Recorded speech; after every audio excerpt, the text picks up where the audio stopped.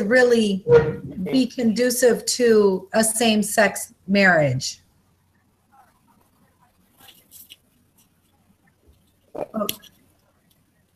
Hold on a quick second, Laurie. I made it on the 19th at night. Okay, that should have been there already in your system. Please check it. All right.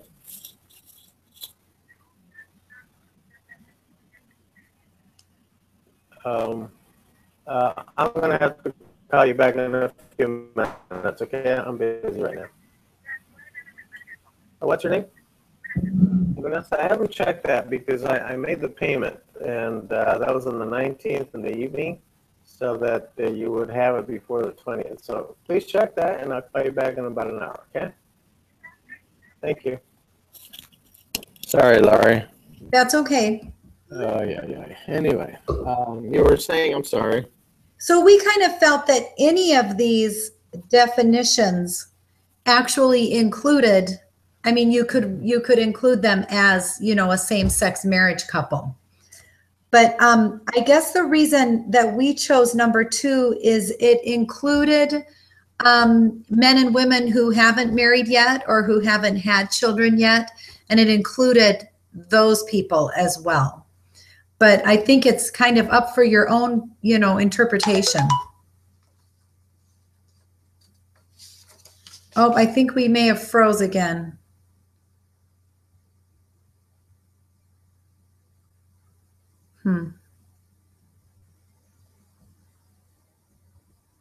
But you're good. Can you still hear me?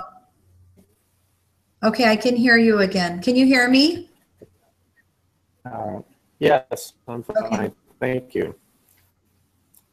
So yes, I agree that as I see it now, that I suppose I was thinking that when it says 2 parents and their children, that assumed it to their and their children. I guess if it's a biological children, that would change things. And I suppose that could be any kind of parents and their children also. Right. Yeah, I think, well, originally in the reading, or wherever we read this, it said that these were all definitions of a family, right? Right. And I suppose they are. Some are stretching it a little bit more, you know, like a group of individuals derived from common stock, the family of human beings. Well, that's all humankind, right? Right. As I see it.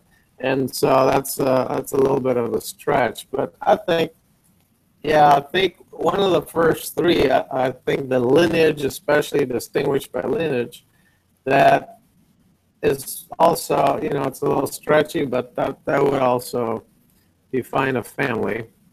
By lineage anyway. Right. So, yeah, any one of those might work well.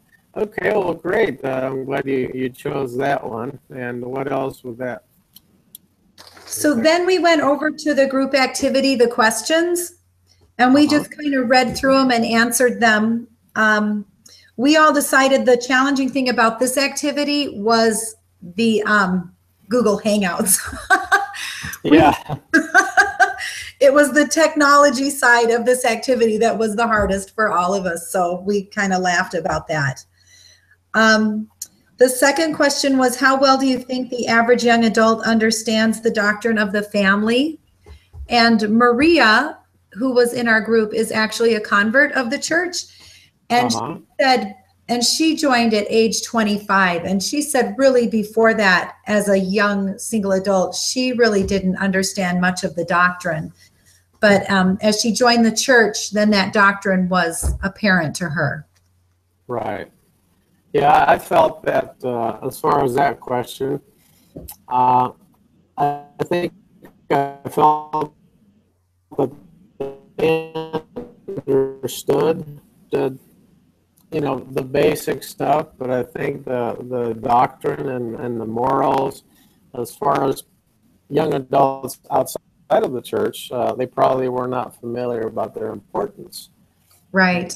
And that would make sense. Now, we're talking about members of the church. I think that they understand general doctrine of the family of morals, but sometimes some of them may not realize, again, how really important it is.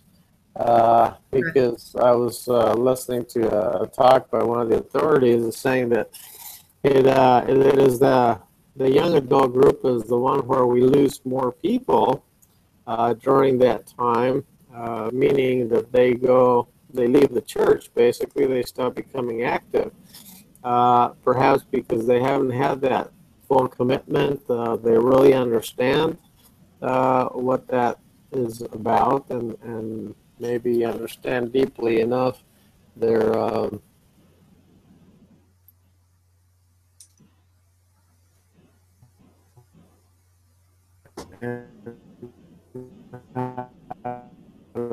Oh, stay with those. So I think was that was very. oh, I think there you are. Here I am. Okay, okay. You cut out a little. I think I got most of what you meant. My husband and I were just called to serve a mission for a year in our single adult ward in Milwaukee. Oh, And wonderful. we found that even though they're all members of the church, their understanding of the doctrine of the gospel and the importance of it to them varies greatly between every single adult. And so there's a lot to teach them and a lot to learn from them. Yeah, I agree. For some reason, I remember when I was that age, even though it was last century, but I still remember a little bit how that varied. And even if you have, strong faith, whatever, if they put themselves in a situation that's difficult, they could falter a little bit. Right. With the pressures, peer pressures in a romantic setting, if you will, that they can get carried away. And I know when I served counseling them also, I had several of them that they went, oops, and they said, we need to confess something, and get that out of the way. So it is difficult, even though if they are strong, because I think that's where the adversary really puts most of his emphasis, because he's talking about future families, as we've been talking about. So. Right. They do vary, and they do vary whether whether they're not members of the church or they're recent converts. Their knowledge is going to be a little bit less, and even the ones that have been there all their lives, they're probably the ones that pay less attention to what was being taught. Right. They just True. took it as I got to sit here and listen to it, but it went in one ear and out the other, and something stayed there, but it wasn't cemented in well, I suppose. Right. And that could happen. Very interesting. Okay, let's see. The next one is I have about 12 more minutes and then I have to get going. But Okay. the next one is, why do you think it is important that we study the doctrine of the family at the beginning of the semester as opposed to the end? Well, I think it's in my point of view, I put down here that it's important that we learn what we're talking about before we can discuss it. I think if we discuss it back and forth, we'll end up in the same place. And then we learn about the doctrine later, then we're just going to go, oh, and why do that? If we can actually learn the importance and go from, get it from the horse's mouth, so to speak, and then we can say, oh, okay, good information. Yeah, we all agreed. We thought that makes a good foundation of learning. So we'll build on that good foundation of the doctrine of the family. Okay, let's see. The next one is, what doctrine or what principle would motivate a Latter-day Saint to advocate for the family? Well, that's a very good one. I think in in the proclamation, it talks about our responsibilities, I guess, to create a family and to raise them and to do, the right thing all along. That is probably such a big responsibility that I think it's so important. Because that's where it all starts. If we rear our children correctly and we do it, and with the help of the Spirit, etc., things go better starting from there. Right. And our home's a little sweeter versus a taxing situation. What did you all think about that? We let's see. Hannah brought in that gender is a really important principle and doctrine of the gospel. That throughout the world, the importance of gender has been forgotten or redefined. And so she thought that. And then Maria and I thought, because the doctrine that families are forever, and this is it for us, that doctrine alone is important for me to advocate for the family, because I don't want to lose any of my family. So that's kind of how we answered that one as well. Exactly. Well, that's a very good one too. Yeah. They're all good. They're all important. Oh, yes, there's absolutely every single one. Okay, then the end of this was just kind of to summarize what we had talked about. And we kind of felt at this point, like you and I, that we're on the same page with everything we've discussed. So the summary was, do you want to maybe try to summarize this conversation quick? Oh, not at all. Yeah. Well, let me just, maybe I can share. I think we talk about the importance of the gospel itself in our lives, and as members of the church, and as not members of the church, the importance of learning what the right things are. Like you mentioned about Maria, she knew some basics of families, I think, but didn't really gather the importance of it.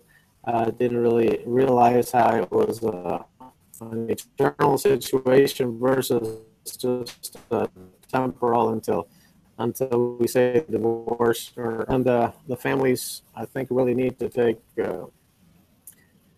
prevalence, I suppose, in everyone's lives. And as we see what people need, young adults and otherwise, maybe we can help as you are doing on your mission. I think it's a wonderful opportunity.